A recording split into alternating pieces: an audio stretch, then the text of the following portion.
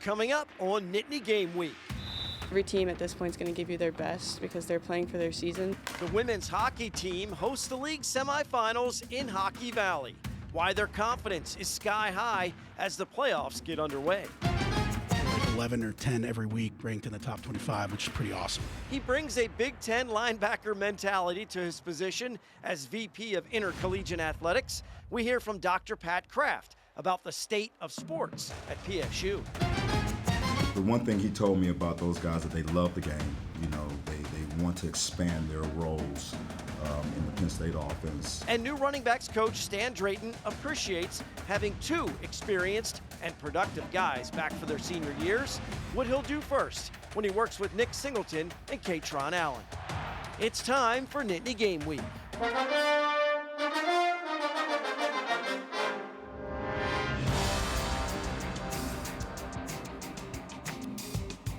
Hello, everyone, and welcome to Nittany Game Week. I'm Todd Sadowski alongside Ryan Yee for the winter sports teams as the calendar flips and February gets put in the rearview mirror. It is time to march into the playoffs. Yeah, that's right, Todd. Many of the teams are either already done their regular season schedule or entering the final week of games before it's time for a little postseason madness. Hard to keep the ice solid at Pagula Arena when both hockey teams are red hot. That's where we start in our opening drive.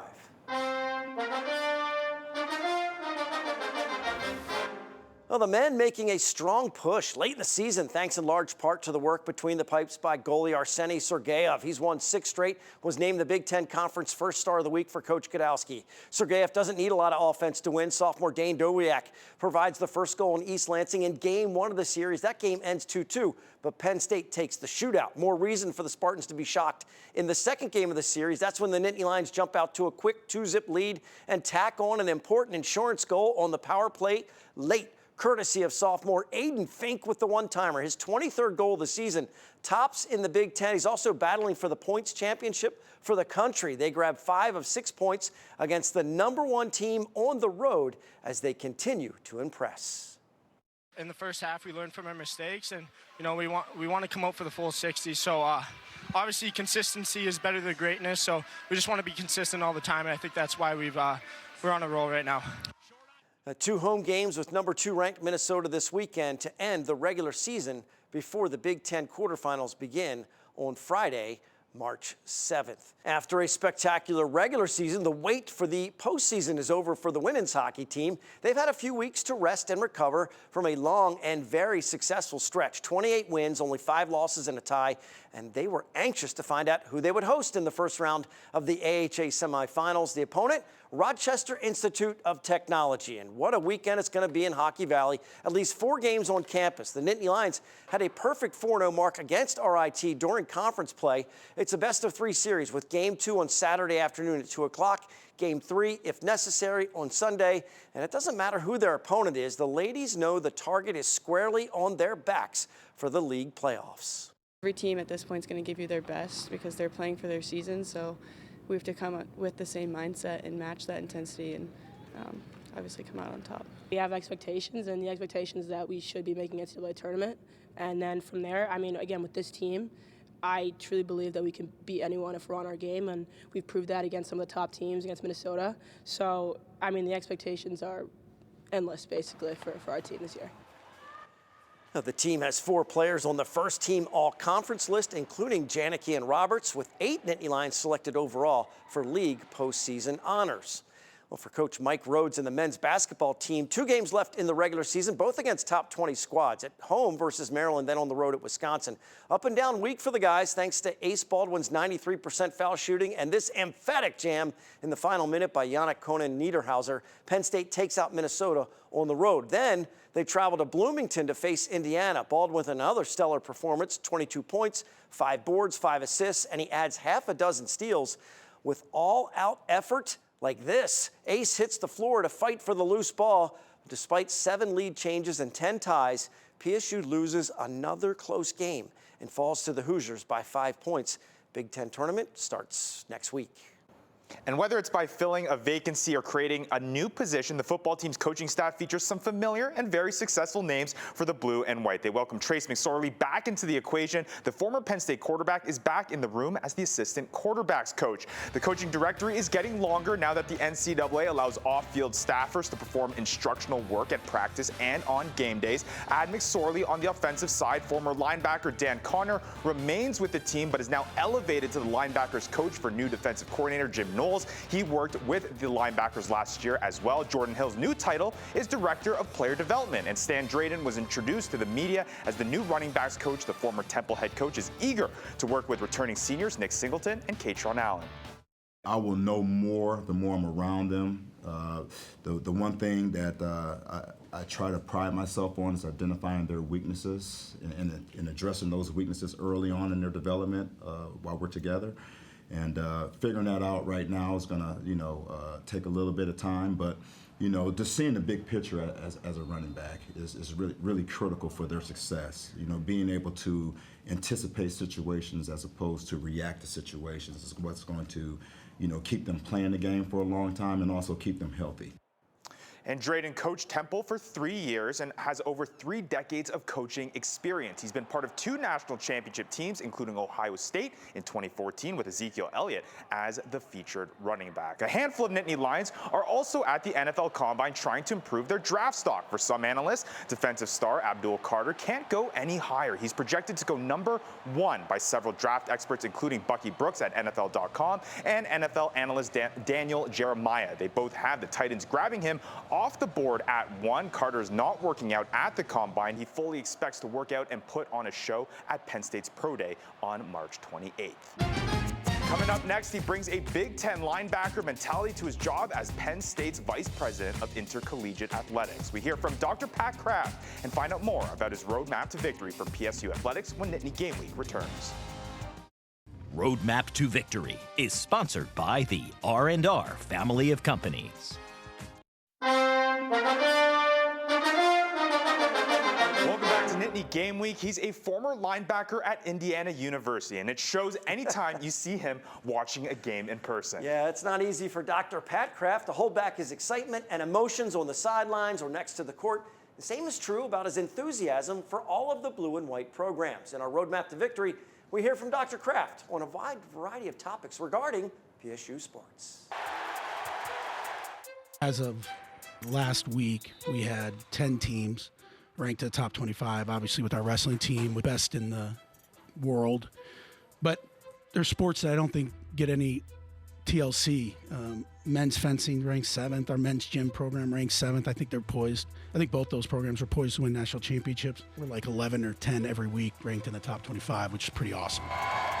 Of course, the football program garners a bunch of attention and resources. Kraft was asked about being all in and what Penn State is willing to do and spend to win a national title. I've been all in on football. I've been all in on basketball, baseball, field hockey. I think if you've gotten to know me, I'm here to win. By the way, it's not always about money. It's how you're investing your money. And I think we've shown that, we're committed. When it comes to football, we're close. We were close. And we're going to keep going and keep going and keep going until we get to where we want to be. And it's working together with James and all of my coaches. Not easy to keep tabs on all of the athletes, especially when they can slip out the door pretty easily via the transfer portal. That's a hot topic for college sports administrators. Just tell you, we're all trying to figure out the timing of it. You don't want a bow situation. No one has free agency in the middle of their championship run. Like, what are we talking about? Like, the Eagles did not have to deal with Saquon or someone going away on their run to winning the Super Bowl. And so that is where we have to look at it. But it's not just like as easy as moving the portal window. It's about looking at the calendar and everything. Plenty of success stories right now, and a few struggling to find traction, including the men's basketball team. No one's more frustrated and bottled up like Mike is right now. And I'm not making excuses. And he wouldn't either. Like, we got to get better. But I'm not looking for a quick fix. I'm looking to do this the right way. And I think if you're going to build a roster in this day and age, it's hard. You got to find the right people. And I love our kids. And I think he's understanding that and growing. I'm more than ever confident in what he can do here. But we're not looking short term. Finally, I had a chance to ask him about Katie Schumacher-Cauley and wondered if he had seen any other coach do something comparable to her inspiring run to the national championship in women's volleyball. No. I just remember her coming in and telling me far earlier than anyone knew, that what she was about to begin. And that's pretty remarkable. She's the best. She is Penn State. She is Penn State. Pat spent about 30 to 40 minutes answering questions from the media. A lot of great insight we're going to continue to use in the coming weeks on the show. Yeah, that's right. And Penn State is mourning the loss of one of its most dedicated historians, Lou Prado, a 1959 graduate and founding director of the Penn State All Sports Museum, died Tuesday at age 87. Prado authored several books on Penn State athletics and helped trace the origins of the iconic "We Are Penn State" chant. His 40-year broadcasting career included roles as a news director and journalism educator. Prado was known as the authority on all things Penn State athletics history. He's survived by his wife Carol and 3 children. Plenty more to come on Nittany Game Week, including our Impact interview with the voice of the Nittany Lions, Steve Jones, why men's basketball is experiencing so many close calls, and what to look for in the offseason from the football team after this. Impact Interview is sponsored by the Pocono Mountains, where small-town charm meets big adventures. Book your trip today by visiting PoconoMountains.com. Welcome back to Nittany Game Week. This week's Impact interview guest, well, he's one of my favorites, one of my good friends up in State College. It's always a pleasure to see him, and most importantly, to hear him, because he's the voice of the Nittany Lions men's basketball team and the football team. Steve Jones. Steve, thanks so much for the time. Always appreciate you carving out some time for us. Todd, it's great to be with you again, my friend. All right, so we're going to talk men's basketball since that's the current season that you're in. You're like this 3-sport athlete that's never stopped, Steve. You just keep going and going and going. Look, it's one of the sports where just a few people can really make a ton of difference from year to year in a team or in a program. A lot of close games this year that didn't fall into the win category for Penn State. So, what's been in your impression of the season? What's went right, and what do they still have yet in front of them that they could potentially accomplish? Well, okay, so let's start about the close games. Penn State is number 1 in the nation in most losses by 6 points or less. Not the category you want to be number 1 in, but they've lost 7 of them there. Now you look at Michigan basketball. Michigan basketball has won, I think, 10 games by 6 points or less, including that win over Nebraska earlier in the week, 49-46, that the Hall of Fame in Springfield does not want a tape of. But that tells you how close the margins are in this conference and your ability to finish. And that's where Penn State's been hurt. A year ago, Todd, I remember talking to you about last year's team, and I said, I don't know what they have. And I went through the summer and didn't know what they had. I watched training camp. I didn't know what they had. And even through midseason, I still didn't know what they had. This year's team, I thought, had a chance to be an NCAA tournament team. And then they beat Purdue early in the season, and I felt like that confirmed what I was thinking. And then when they made the turn, and then they lost Puck Johnson, he's now been out 11 games for Penn State. That showed me how thin they actually were with this team, and that there's that fine line, that margin. And it's something Penn State basketball has had to deal with more often than not, that thin margin. And it's something that at least down the stretch, they played much better defense, which has made a big difference for them. And I talked to Mike Rhodes earlier in the week about the defense. I said, I know you have a standard for defense, and it's hard for them to meet it. And he says, now the last couple of games, Steve, they have. All right. And I thought that was an intriguing answer to have. I think that's been the big difference with them as to how they played better down the stretch because they played better defensively. Let's get to the football part of it, and what a wild, unprecedented ride it was this past year to the national semifinals, calling the Fiesta in the Orange Bowl in back-to-back games. That's certainly an interesting postseason. Look, you got Trace McSorley on board with the coaching roster. Stan Drayton, just had a chance to talk with him. The new running backs coach, Dan Connors, now working with the linebackers. And, I guess what are some of the things to watch for in the offseason? Because there are so many, Steve. Well, you have to build depth in certain areas, and it's going to be interesting to see how the wide receiver part plays out. I think Kyron Hudson, who I took a long look at because of Penn State playing USC. Devontae Ross, except for seeing him on TV a couple times, I wasn't concentrating on anything he was done. So I want to see how he does in the spring because I really don't know much about him except what I've read about him. Hudson, I know a lot about because Penn State played USC. And that will help, plus the existing guys they have there. And then what can they do in the late transfer portal to then bolster that area of the football team? I think getting Zariah Fisher back at defensive end is a big plus for them. Because the last I checked, Abdul Carter may be playing at the next level. We may be finding out very slight quickly. chance. Maybe find out very quickly where he's going to be. And then getting Keon Wiley back at linebacker. How will the players then adapt to what Jim Knowles wants to do on defense? Will be important. I know Jim likes to play a lot of 5 DBs, 2 linebackers. It's interesting how Jim talks about, quote, the jack position, that jack of all trades. Boy, it sure did sound like he was describing Dominic DeLuca. At least to me, it did. Yeah. And I think that, you have an offensive line that for the most part is back intact, except for Sal Wormley. Even though you lose one of the truly great players in the country in Tyler Warren, they've got a lot of depth at tight end. Last I checked, those 2 running backs might be pretty good. And having a veteran quarterback back that now has 30 starts under his career, that never hurts. All right, so not only does the guy I'm talking to deliver a master class when he's giving us a game, but he teaches a master's class at Penn State.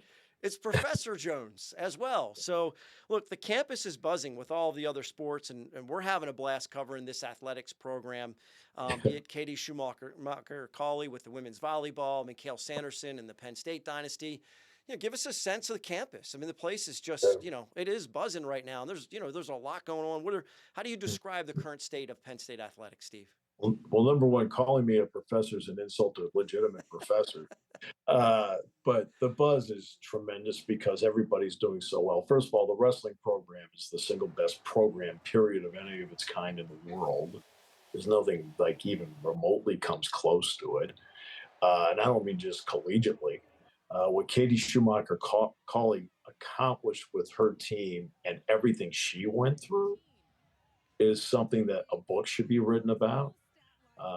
And the fact that she's rung the bell is incredible. Now, it doesn't mean the fight's over. And then you see how all the other teams are performing. The men's ice hockey team is just coming on like gangbusters here at the end. I know after the game with Washington a couple of weeks ago, I went over to watch them play Notre Dame in hockey. And I grew up in New England, so I am a huge hockey fan. And the women's ice hockey team is playing great. You see how the baseball team is off to a great start. The softball team was in the NCAAs last year. The fall sports all did great. I mean, men's soccer, women's soccer. It's a fun place to be. If you love sports, there is something for everybody here. And not only is there something for everybody here, but the vast majority of the programs are not just really good. The vast majority of them are outstanding. And, men's lacrosse is off to a great start. Women's lacrosse. I mean, it's just a great place to be. Could talk about the blue and white for hours with Steve. He's been in State College for a ton of big moments through the years. Always appreciate his time. We need to step aside from the TV show for a quick break. Make sure you go to NittanyGameWeek.com for our impact interviews and other web-exclusive content like our depth chart. Of all the memorable things that happened at Penn State, perhaps THON stands out the most. We'll tell you what's new for the student-run event this year when we come back. We're heading into the final minutes on Nittany Game Week. Is brought to you by Burke and Bradley Orthopedics. Located in Pittsburgh, Burke and Bradley Orthopedics is a comprehensive sports medicine practice, providing patients with the most current and innovative approaches in diagnosis and treatment. It's an amazing weekend every year at Penn State. Hard to believe it's all student run, but THON raises another record total, over $17,737,000. And for the first time, THON is sensory inclusive. We told you about the XL Foundation a few weeks ago and their part in making the Super Bowl experience sensory inclusive. This year, they're able to set up a quiet space for anyone that needs a break from the noise and lights at THON. My aunt is the one who actually founded the XL Foundation with my grandfather, both Penn State alumni, and I myself am a Penn State student too. So it was really important for our school to have the awareness and inclusivity that we want to represent with our foundation. The XL Foundation is powered by R&R Trucking. They have already sponsored a sensory room in Beaver Stadium with the goal to have a permanent room also in the Bryce Jordan Center. And it's now time to dish out this week's Nittany Game Week Dean's List. As we mentioned in our show last week, baseball is now in full swing after kicking off their season with a trip to Puerto Rico, and junior outfielder Paxton Kling has started hot and earns Big Ten Player of the Week after leading Penn State to a 3-game sweep at Longwood over the weekend. He was also named Perfect Game National Player of the Week. Kling went 7 for 13 with 4 homers. Incredible. And this week we also include a Penn State golf alumni. Patrick Sheehan qualified for this week's PGA Tour's Cognizant Classic following an outstanding qualifier where he finished 8 under with 9 birdies in Florida. And we got ourselves a couple repeat Dean's List honorees as well. Familiar names that include men's hockey goalie Arseny Sergeyev earns Big Ten First Star of the Week, Penn State's 5th straight weekly award winner. And track and field Johnny Dwyer makes the list again after nabbing his 2nd straight week as Big Ten Men's Freshman of the Week, his 4th of the season following a school record-tying 60-meter dash this past Sunday. Congrats to this week's Dean's List recipients. In addition to a television show, we're bringing Nittany Lions together with our depth chart at NittanyGameWeek.com. Make sure to visit or check out the businesses that support the show and reach out for more information on their professional services. Our goal is to build a team that keeps our hometown strong. And if you haven't noticed yet, we got a lot to share with you when it comes to Penn State sports. It doesn't all fit into a 30-minute window. Make sure to check out NittanyGameWeek.com for web-exclusive content. And we finish with some Pride picks. Big weekend at Pagula. Send in some of your picks and show us your spirit. For Ryan, I'm Todd. Thanks so much for watching Nittany Game Week. We'll see you next time.